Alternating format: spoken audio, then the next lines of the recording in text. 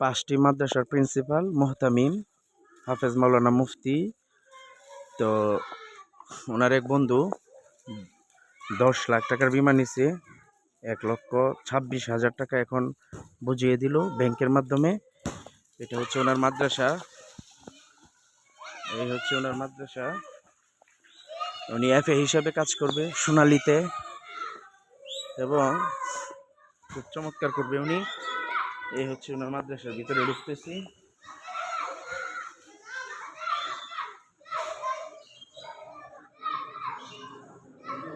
এই হচ্ছে মুফতি আম্মার ভাই এবং ওনার বন্ধু মানুষ।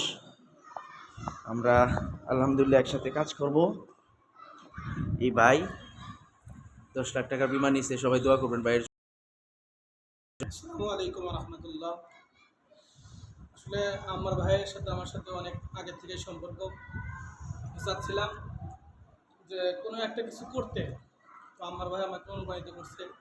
সবচেয়ে বেশি ভালো লাগছে যে এটা ইসলামী শরিয়া মোতাবেক পরিচালিত হয়, সম্পূর্ণ হালাল পন্থায় বিমা পদ্ধতি।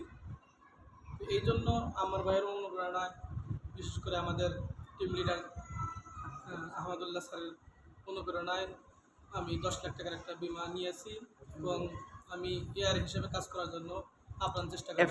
হ্যাঁ, এফএ হিসেবে কাজ করার জন্য আপ্রাণ চেষ্টা করব ইনশাআল্লাহ। আপনার তো এই মাদ্রাসার প্রিন্সিপাল। জি, যাক আলহামদুলিল্লাহ। ভাইয়ের যোগ্যতাটা বলেন। আমি ইয়ার থেকে কামিল সম্পন্ন করেছি ফিগার উপরে, আর কুষ্টিয়া বগুড়া জামিল মাদ্রাসা। বিশ্ববিদ্যালয়, হ্যাঁ বগুড়া জাতীয় বিশ্ববিদ্যালয় থেকে মাস্টার্স সম্পন্ন করেছি। যাক আলহামদুলিল্লাহ। আমার ভাই কিছু বলেন।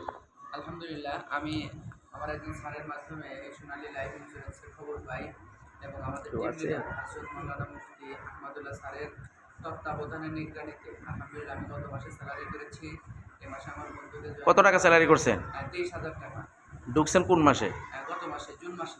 জুন মাসে ঢুকছেন, জুন মাসে 23,000 পাইছেন। স্যালারি জি। আপনার একাডেমিক কোয়ালিফিকেশনটা একটু বললে ভালো হয়।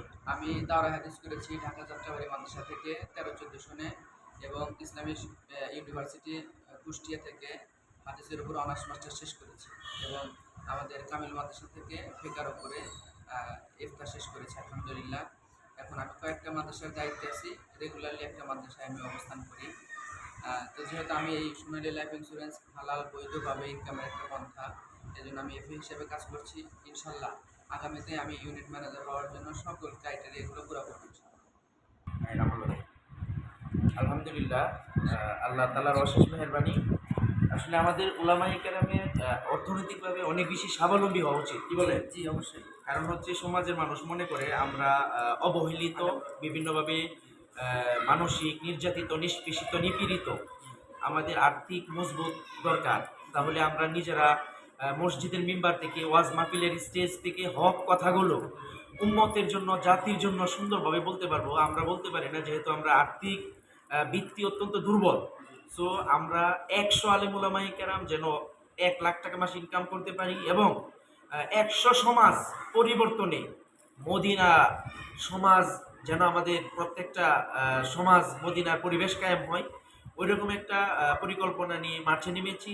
আমাদের ভিডিও যারা দেখছেন সকলের জন্য শুভকামনা রইল। আমাদের জন্য দোয়া করবেন, আমরা যেন শায়েখ আহমদুল্লাহ সাহেবের আসুন্নাহ ফাউন্ডেশন সহ বিভিন্ন মানব সেবা সমাজ সেবা ফাউন্ডেশনের মতো ইসলামে এবং দ্বীনে খেদমত করতে পারি, গরিব দুঃখী মানুষের পাশে দাঁড়াতে পারি এবং আল্লাহর সন্তুষ্টির জন্য যেন সব কিছু করতে পারি। সকলের কাছে দোয়ার দরখাস্ত চেয়ে আজকের সংক্ষিপ্ত কথা এখানেই শেষ করলাম।